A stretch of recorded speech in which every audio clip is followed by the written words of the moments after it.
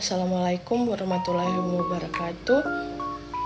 Perkenalkan, nama saya Injilianti Osak dengan NIM 2214201070 dari kelas A3 semester 7. Mata kuliah keperawatan gerontik. Dosen pengampu Nurse Michelle Khairupan Escape MKes. Tujuan saya untuk membuat video ini adalah untuk memenuhi tugas ujian tengah semester saya. Di sini saya akan membawakan suatu materi tentang tren isu keperawatan gerontik. Di Amerika Serikat, jumlah populasi lansia berusia 60 tahun atau lebih diperkirakan hampir mencapai 600 juta orang dan diproyeksikan menjadi 2 miliar pada tahun 2050. Pada saat itu, lansia akan melebihi jumlah populasi anak 0-14 tahun. Jumlah lansia di Indonesia diproyeksikan sebesar 7,28% pada tahun 2022 menjadi sebesar 11,34%. Faktanya, di Cina terdapat populasi lansia yang sebagaimana dan modern, banyak mengonsumsi sayuran dan buah, beraktivitas fisik yang tinggi, sosialisasi dengan warga lain, serta hidup di tempat yang sangat bersih dan jauh dari polusi udara. Hal ini merupakan tantangan bagi kita semua untuk mendapatkan pertahanan, kesehatan, dan kemandirian para lansia agar tidak menjadi beban bagi dirinya, keluarga, maupun masyarakat. Asas pendekatan dan jenis pelayanan kesehatan lansia. Azas menurut WHO 1991 adalah to add life to the years that haven't been add to life, dengan prinsip kemerdekaan, partisipasi, perawatan, pemenuhan diri, dan kehormatan. Asas yang dianut oleh Departemen Kesehatan RI adalah meningkatkan mutu kehidupan lanjut usia, meningkatkan kesehatan, dan memperpanjang usia. Pendekatan menurut WHO 1982, pendekatan ini yang digunakan adalah sebagai berikut. Yang pertama, menikmati hasil pembangunan. Kedua, masing-masing lansia mempunyai keunikan. Ketiga, lansia diusahakan mandiri dalam berbagai hal. Keempat, lansia turut memilih kebijakan. Dan kelima, memberi perawatan di rumah. Keenam, pelayanan harus dicapai dengan mudah. Ketujuh, mendorong ikatan akrab antar kelompok dan antar generasi. Jenis pelayanan kesehatan terhadap lansia meliputi 5 upaya, yaitu peningkatan, pencegahan, diagnosis dini, dan pengobatan, pembatasan kecacatan, serta pemulihan. Promotifnya, upaya promotif merupakan proses advokasi kesehatan untuk meningkatkan dukungan klien, tenaga profesional, dan masyarakat terhadap praktik kesehatan yang positif menjadi norma-norma sosial.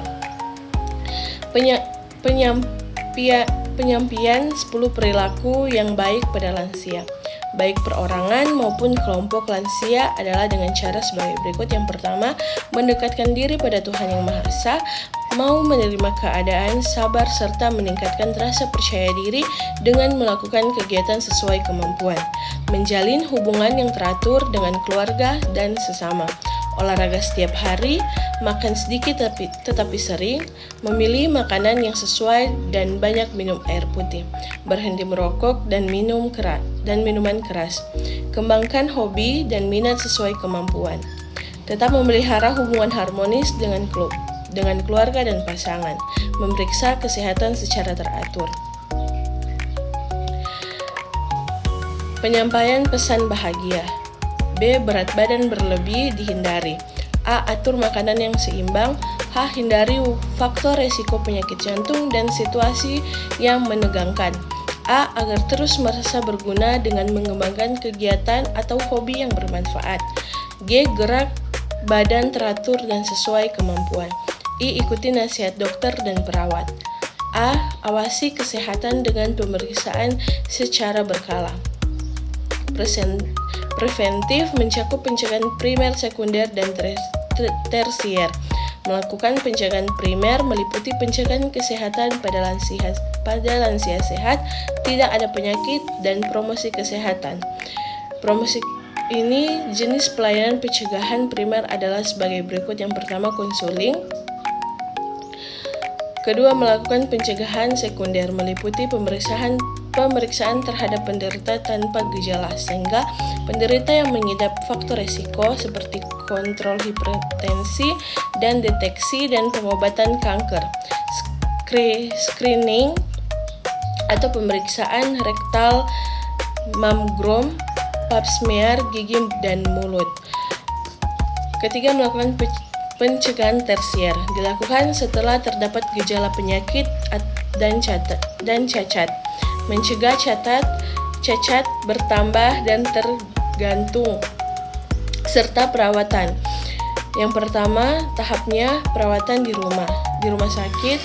Kedua, rehabilitas pasien rawat jalan. Ketiga, perawatan jangka panjang. Jenis pelayanan pencegahan tersier yang pertama, mencegah berkembangnya gejala dengan memfasilitasi rehabilitasi dan membatasi ketidakmampuan akibat kondisi kronis. Kedua, misalnya seperti osteoporosis atau inkontinensia urin atau fekal. Ketiga, mendukung usaha untuk mempertahankan kemampuan berfungsi. Diagnosis and prompt treatment. Diagnosis ini dini dapat dilakukan oleh lansia sendiri atau petugas profesional atau institusi. Oleh lansia sendiri dengan melakukan tes diri seperti screening kesehatan, memanfaatkan kartu menuju kesehatan, lansia manfaatkan buku kesehatan pribadi, serta penandatangan kontrak kesehatan. Oleh petugas profesional atau tim, pemeriksaan status fisik, wawancara masa-masa lalu dan saat ini, obat yang dimakan atau diminum, riwayat keluarga atau lingkungan sosial, kebiasaan merokok atau minuman beralkohol. Pemeriksaan fisik diagnostik seperti pemeriksaan darah lengkap, pemeriksaan pelvisi dan rektum, gerakan sendi, kekuatan otot, penglihatan dan pendengaran, dan lain-lain.